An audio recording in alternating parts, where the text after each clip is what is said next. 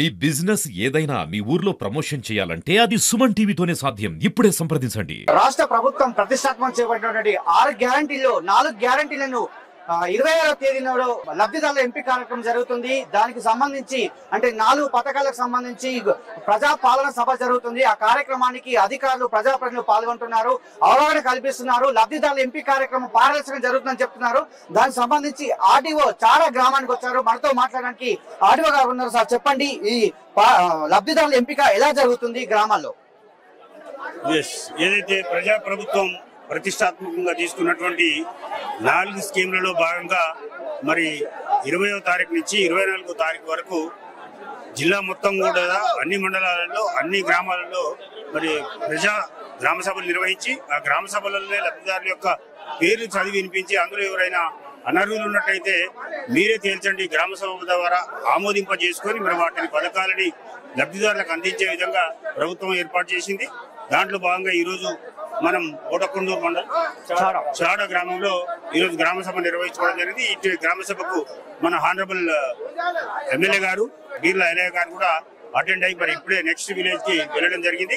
ఇక్కడ ప్రజల నుంచి చాలా మంచి స్పందన వస్తుంది. ఎందుకంటే గత 10 సంవత్సరాల నుంచి ఎదురు చూస్తున్నటువంటి రేషన్ కార్డ్స్ ని రాష్ట్ర ప్రభుత్వం అర్హులైనటువంటి ప్రతి ఒక్కరికి రేపు 26వ తారీఖు నుంచి ఇవ్వడానికి మరి విచారణ చేసి అర్హుల జాబితా తయారు చేయడానికి సిద్ధంగా ఉంది. అదేవిధంగా ఏదైతే ఆల్రెడీ ఉన్నటువంటి కార్డులలో యూనిట్ ఎక్కించుకోవడానికి అంటే వాళ్ళ ఇంటికి కోడలు వచ్చింది లేకుంటే కొత్తగా పిల్లలు పుట్టిరు వాళ్ళని చేర్చడానికి కూడా గత 10 years నుంచి ఈపీడిఎస్ ద్వారా సివిల్ సప్లై డేటాలో ఉన్నటువంటి యూనిట్లను కూడా మరి డేటా తీసుకొని ఎంక్వైరీ చేసి అర్హులైనటువంటి ప్రతి ఒక్క యూనిట్ ని మన వాళ్ళు ఎక్కించడానికి సిద్ధంగా ఉన్నారు. వీటన్నిటి కూడా రేపు 26వ తారీఖు నుంచి ఆనరబుల్ చీఫ్ మినిస్టర్ గారు, మినిస్టర్స్, గౌరవ ఎమ్మెల్యేల ద్వారా లాంచింగ్ చేయబోతున్నారు. ప్రజల్లో మంచి స్పందన ఉంది. ఎందుకంటే ఓ 10 years నుంచి ఎదురు చూస్తారు రేషన్ కార్డు. వాళ్ళకి అది రేషన్ కార్డు అనేది ఒక ఐడెంటిటీ, ఒక యూనిటీ. అంటే ఏ స్కీమ్ కావాలన్నా, పిల్లవాడికి అడ్మిషన్ కావాలన్నా, ఆరోగ్యశ్రీ కావాలన్నా రేషన్ కార్డు మీద ఆధారపడి ఉంది. కాబట్టి అలాంటి రేషన్ కార్డ్స్ ఈ రోజు ఇవ్వబోతున్నాం అంటే చాలా సంతోషంగా ఉన్నారు. సార్, ఇందిరమ్మ ఇళ్లకు సంబంధించి లబ్ధిదారుల ఎంపిక ఎలా జరుగుతుంది? ఇందిరమ్మ ఇళ్లకు సంబంధించి కూడా మనకి ఏదైతే రాష్ట్ర ప్రభుత్వం ఇచ్చినటువంటి మార్గదర్శకాలలో భాగంగా అస్సలు ఇల్లు లేని వాళ్ళు, అత్యంత పేదవర్గంలో ఉన్నటువంటి వాళ్ళు, అంటే ఇటు వ్యవసాయ భూమి లేదు, అసలు వాళ్ళకి ఇల్లే లేదు, టార్పాలిన్ కప్పుకొని, అంటే ప్రతి సంవత్సరం ఒక్కొక్క నియోజకవర్గానికి 3500 ఇందిరమ్మ ఇళ్లు రాష్ట్ర ప్రభుత్వం శాంక్షన్ చేయడం జరుగుతుంది. దాని కన్సర్న్డ్ ఆనరబుల్ ఎమ్మెల్యేస్ వారికి ఉన్నటువంటి పరిధిలో ఉన్న మండలాలకి విభజించి మొట్టమొదటిగా పేదవాళ్ళకి, పారిశుద్ధ్య కార్మికులకి, వికలాంగులకి, చిన్న వయసులో భర్త చనిపోయి కుటుంబాన్ని వెళ్లదీసినటువంటి వాళ్ళకి ఫస్ట్ ప్రయారిటీలో ఇవ్వడం జరుగుతుంది. ఆ తర్వాత అది కూడా ఇంటి స్థలం ఉండి ఇల్లు లేని వాళ్ళకి ఇది ఒక గవర్నమెంట్ ఇచ్చేటటువంటి 5 లక్షల రూపాయలు, ఎస్సీ ఎస్టీలకు అయితే 6 లక్షలు, మిగతా వాళ్ళందరూ కూడా 5 lakhs. అది కూడా ఫేజ్ మేనర్, అంటే బునియాద్ తీసినప్పుడు కొంత, తర్వాత పిల్లర్స్, తర్వాత లెంటల్ లెవెల్, ఆ తర్వాత స్లాబ్ లెవెల్లో ఇవ్వడానికి సిద్ధంగా ఉంది. దానికి కూడా చాలా మంది హర్షం వ్యక్తం చేస్తారు. ఎందుకంటే ఒకసారి అదే ఇందిరమ్మ ఆత్మీయ భరోసా కార్యక్రమం కొంచెం ఇబ్బందికరంగా ఉంది, అర్హులకు రావట్లేదు వాళ్ళ పేర్లు అనేది. అంటే ఇందిరమ్మ ఆత్మీయ భరోసాలో కొంచెం అవకతవకలు జరుగుతున్నాయని పేర్లు వినిపిస్తారు, దాని మీద మీరు? ఇందిరమ్మ ఆత్మీయ భరోసాలో ఎలాంటి అవకతవకలు లేవండి. ముఖ్యంగా ఏంటంటే రాష్ట్ర ప్రభుత్వం మహిళల పేరు మీద స్కీమ్ ఇవ్వాలనే ఉద్దేశంతో జాబ్ కార్డు హోల్డర్ భర్త పేరు మీద కొన్ని చోట్ల మనకు వచ్చినటువంటి జాబితాలో వ్యవసాయ భూమి ఉంది. మనం ఎప్పుడైతే మహిళ పేరు తీసుకోవడం వలన ఆ పేరు మీద భూమి లేనట్టుగా రావడం వలన ఈ లిస్ట్ లో వచ్చింది. కానీ వాటిని మన వాళ్ళు వెరిఫై చేసి ఏదైతే ప్రకటించినటువంటి పేర్లలో 1 గుంట వ్యవసాయ భూమి ఉన్నా ఈ ఇందిరమ్మ ఆత్మీయ భరోసా రాదు. అస్సలు భూమి లేనటువంటి వ్యవసాయ కుటుంబాలకు మాత్రమే ఇందిరమ్మ ఆత్మీయ భరోసా వస్తుంది. దీంట్లో ఎక్కడ కూడా అపోహలకు కావలేదు. ఎందుకంటే మహిళల పేరు మీద స్కీమ్ ఇస్తున్నందువలన వాళ్ళ భర్త పేరు మీద ఉన్నటువంటి భూమి దీంట్లో యాడ్ కాకపోవడం వల్ల వాళ్ళ పేరు లిస్ట్ లో రావడం జరిగింది. వాటన్నింటినీ కూడా మళ్ళీ పిడిడిఆర్డీఏ నాగిరెడ్డి గారు, వాళ్ళ టీమ్ అండ్ మా agriculture and revenue team verify చేసి ఏదైతే మీరు చెప్పినటువంటి భూమి ఉన్న వాళ్ళ పేరు వచ్చిందో వాటన్నిటిని కూడా తొలగిస్తారు. అస్సలు భూమి లేని వాళ్ళకి మాత్రమే ఈ యొక్క ఆత్మీయ భరోసా, ఇందిరమ్మ ఆత్మీయ భరోసా అందించబడుతుంది. సార్, నిన్న మనం సర్వే చేశారు, రైతు భరోసాకు సంబంధించి ఓన్లీ సాగు భూమికి ఇస్తాను కదా సార్, సాగు భూమిని మీరు సరైన పద్ధతిలో గుర్తించారా? పక్కగా గత వారం రోజుల నుంచి ఎప్పుడైతే ఈ యొక్క కార్యక్రమాన్ని రాష్ట్ర ప్రభుత్వం తీసుకొని మనం 26వ తారీఖు నాడు లాంచింగ్ చేయాలి, రైతు భరోసాకు సంబంధించి ఎకరాకు 6,000 చొప్పున సంవత్సరానికి 12,000 2 పంటలకు గాను ఓకే పంట పెట్టుబడి సహాయం కింద రైతు భరోసా ఇవ్వడం గవర్నమెంట్ యొక్క ఉద్దేశం. ఓకే దాంట్లో భాగంగా ఏమైతుందంటే ఆ రైతు పేరు మీద ఉన్నటువంటి ఆ మిగతా అంటే కొన్ని చోట్ల పట్టా భూములు అయినప్పటికీ గుట్టలు రాళ్లు అవి ఉండడం వల్ల వ్యవసాయ యోగ్యం కాని భూములు ఉన్నాయి. వాటికి కూడా గతంలో పడేది. ఇప్పుడు అట్లా కాకుండా ఏదైతే వ్యవసాయం చేస్తున్నారో వ్యవసాయం చేసేటటువంటి భూమికి మాత్రమే పంట పెట్టుబడి సహాయం కింద రైతు భరోసా ఇవ్వడం జరుగుతుంది. దీంట్లో వెంచర్లు చేసిన వాళ్ళకి, తర్వాత గతంలో భూసేకరణ చేసిన దానికి, గుట్టలు రాళ్లు రప్పలు పౌల్ట్రీస్ ఇండస్ట్రీస్ వీటన్నిటిని కూడా రెవెన్యూ సిబ్బంది అగ్రికల్చర్ సర్వేయర్ విత్ చాలా పారదర్శకంగా, ఎందుకంటే ఈ ప్రక్రియ అంతా పారదర్శకంగా జరిగిందంటారా సార్? ఎక్సలెంట్, చాలా పారదర్శకంగా జరిగింది. ఒకటి ఆరా ఎవరిదన్నా నిజమైనటువంటి రైతు వ్యవసాయం చేస్తున్నప్పటికీ పొరపాటును ఈయనది దాని కింద అంటే నాన్ అగ్రికల్చర్ కింద పడితే ఈ గ్రామ సభలలో చదివి వినిపిస్తున్నాం.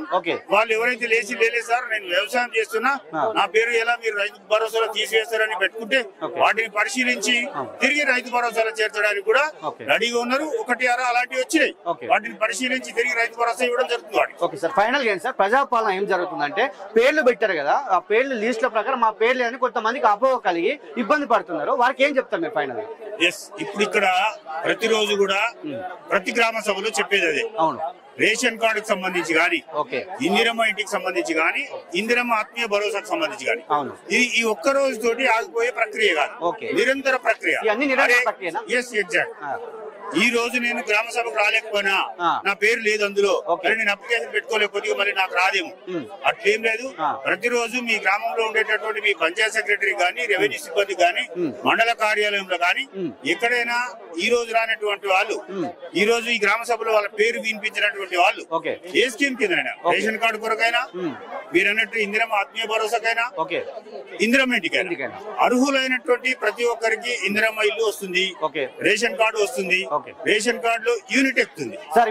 ఇప్పటికి 4 సార్లు పెట్టుకున్నాము, మీ సేవలు కావచ్చు ప్రజాపాలనలో ఇంటింటికి వచ్చి పెట్టుకున్నాము, మళ్ళీ ఇక్కడ పెట్టుకున్నాము, అసలు ఎన్నిసార్లు పెట్టుకోవాలని చెప్పి ప్రజలు కోరుకుంటున్నారు. అయ్యా అవసరం లేదు. ఇప్పుడు మీరు చెప్పిన దానికే నేను ఉదాహరణ, ఈ గ్రామంలో ఇందాక మీరు చెప్పినట్టు 4 సార్లు పెట్టుకుంటే దాదాపు 315 మంది అప్లికేషన్, 200 పైచీలకు రేషన్ కార్డు పెట్టుకున్నారు, 115 మంది యూనిట్ కొరకు పెట్టుకున్నారు. అంటే ఒక ఇంత చిన్న గ్రామంలో 315 మంది పేర్లు వచ్చినాయంటే నాకు తెలిసి అందరి పేర్లు కవర్ అయ్యాయి. ఏ ఒక్కరు కూడా నా పేరు కవర్ కాలేదు చెప్పాలి. ఒకవేళ కవర్ కాని వాళ్ళు ఉంటే ఈ రోజుతో ఆగరు, ఎప్పుడైనా అప్లికేషన్ పెట్టుకోవచ్చు.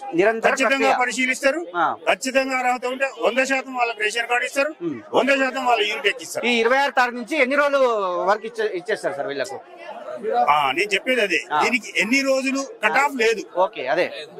ఎంసెట్ ఎగ్జామ్ ఒక నిమిషం లేట్ అయితే గేట్ వేసినట్టు కాదు, అసలు కట్ ఆఫ్ లేదు, నిరంతర ప్రక్రియ. ఈ రోజు నేను లేను, ఇంకా 2 రోజులు లేను, 5 రోజులు లేను, 10 రోజులు లేను, నువ్వు 10 డేస్ తర్వాత వచ్చి కూడా నీకు రేషన్ కార్డు అర్హత కలిగి ఉంటే మీరు అప్లికేషన్ ఇవ్వచ్చు, వాటిని పరిశీలిస్తారు. ఇప్పుడు రెగ్యులర్ గా ఓటర్ నమోదు కార్యక్రమం ఏ విధంగా జరుగుతుందో రేషన్ కార్డుకు సంబంధించిన ప్రక్రియ కూడా అదే విధంగా జరుగుతుంది. సార్ ఈ పథకాలకు సంబంధించి రాజకీయ ప్రోద్బలం ఏమైనా ఉందా సార్? అధికారులు ఏమైనా ఒత్తిడి ఉందా, మాకే ఇవ్వాలని ఏమైనా కోరుకుంటున్నారా? రాజకీయ ప్రోద్బలము రాజకీయ ఒత్తిడి ఉంటే ఇంత ఓపెన్ గా గ్రామ సభలో పెట్టి చదివి వినిపించాం. ఎవరో చెప్తే ఎక్కడో కూర్చొని రాసి ఎక్కడో కంప్యూటర్ లో కొట్టేస్తాం, ఆటోమేటిక్ గా ఎలిజిబుల్ అయిపోద్ది. ఇక్కడ ఇంత పారదర్శకంగా ఇక్కడ ఇప్పుడు పార్టీలకు సంబంధం లేకుండా అన్ని పార్టీల వాళ్ళు వచ్చారు. ఇక్కడ ఇది ఎవరో పార్టీ చెప్తానో ఈ పార్టీకి వ్యతిరేకం ఆ పార్టీకి అనుకూలం కాదు, ప్రభుత్వం ప్రజల కొరకు ఉన్నది. ఇక్కడ ఎలక్షన్లప్పుడు మాత్రమే మీరు చెప్పేది ప్రతి లబ్ధిదారుడికి న్యాయం జరుగుతుంది. ప్రతి లబ్ధిదారుడికి పార్టీలకు అతీతంగా గ్రామంలో ఉన్నటువంటి అర్హత కలిగిన ప్రతి ఒక్కరికి రేషన్ కార్డు వస్తుంది, ప్రతి ఒక్కరి యూనిట్ ఎక్కుతుంది. ఏదైతే ప్రయారిటీ బేస్డ్ గా ఒక్క సంవత్సరానికి ఒక నియోజకవర్గానికి 3,500 ఇందిరమ్మ శాంక్షన్ ఉంది ఒక్కొక్క ఎమ్మెల్యేలకు. దాన్ని బట్టి వాళ్ళ గ్రామాల్లో అత్యంత పేదరికం, నేను చెప్పినట్టుగా ఏదైతే వికలాంగులు, చిన్న వయసులో వితంతువులు, అస్సలు భూమి లేని వాళ్ళు, పారిశుద్ధ్య కార్మికులు, వీళ్ళకి ఫస్ట్ ఫేజ్ లో ఇంటి స్థలం ఉండి అర్హత కలిగితే వాళ్ళకి ఇస్తారు. మొత్తం మీ డివిజన్ లో ఎన్ని వచ్చే అవకాశం ఉంది sir? Exact I don't know. అంటే మన క్లాస్ ఎల్లుండి గ్రామ సభలు అయిపోయిన తర్వాత డివిజన్ ఫిగర్ మొత్తం మా దగ్గర ఉంటుంది, క్లియర్ క్లారిటీ ఇస్తా. ఇక్కడ ఎలాంటి అపోహలకి ఇంకా దేనికి అనుమానాలకి తావులేదు. అదే మీరు అన్నట్టు అంటే దీంట్లో ఏమి సీక్రెట్ గా చేసేది అయితే ఇంత పెద్ద గ్రామ సభ పెట్టి అందరి ముందర చదివి వినిపించారు. ఎక్కడో ఆఫీసులో కూర్చొని తయారు చేస్తారు.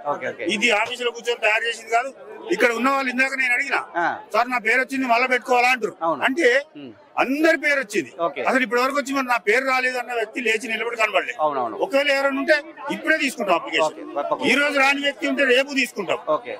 ఎస్, దాంట్లో ఇంకా ఎలాంటి అనుమానాలు తావలేదు. ఓకే. 100కి 100% ప్రతి లబ్ధిదారు అర్హత కలిగిన ప్రతి ఒక్కరికి రేషన్ కార్డు వస్తుంది, ఇందిరమ్మ ఇల్లు వస్తుంది, రైతు ఆత్మీయ భరోసా వస్తుంది. అవునవును. రైతు భరోసా ఎలాగ వస్తుంది? అవును. రైతు భరోసాలో రెండే, ఆ, వ్యవసాయ యోగ్యమైన భూములు, ఆ. వ్యవసాయ యోగ్యం కాని భూములు. ఓకే. ఈ రెండే కేటగిరీ. ఓకే. ఎకరాలు, స్లాబ్, ఈయన ఏం చేస్తుండు, ఈయన అర్హుడా అనర్హుడా కాదు ఇక. ఓకే. వ్యవసాయ యోగ్యమైనవి, వ్యవసాయ యోగ్యం కాని. ఓకే. వ్యవసాయ యోగ్యం కాని ఒక్క గుంట భూమి కూడా రైతు భరోసా రాదు. ఓకే. వ్యవసాయ యోగ్యమైనటువంటి ప్రతి భూమికి ఒక్క గుంటకు కూడా రైతు భరోసా పడకుండా ఆగదు. ఈ ప్రజా పాలన సభలో ప్రతి లబ్ధిదారునికి పారదర్శకతంగా అధికారులు ఉన్నారు, ఇక్కడ ప్రజాప్రతినిధులు ఉన్నారు. ఆ సమక్షంలోనే ప్రతి లబ్ధిదారికి ప్రతి పథకం, ఈ 4 పథకాలకు సంబంధించి ఇస్తామని చెప్పి మన ఆర్డీఓ గారు చెప్తున్నారు. ఎటువంటి అపోహ కలగొద్దు. ప్రతి పేదవాడికి అందించడమే లక్ష్యంగా ప్రభుత్వము ఈ 4 పథకాలు ఇస్తుంది కాబట్టి ఖచ్చితంగా మీరు అప్లై చేసుకోండి. ఇప్పటి నుంచి ఎవరైతే పేరు లేనట్లయితే వారు కూడా అప్లై చేసుకోండి. ఇది నిరంతర ప్రక్రియ అని చెప్పి ఆర్డీఓ గారు మనకు చెప్పడం జరిగింది. ఇది చాలా దగ్గర ఉన్నటువంటి ప్రజాపాలన సభలో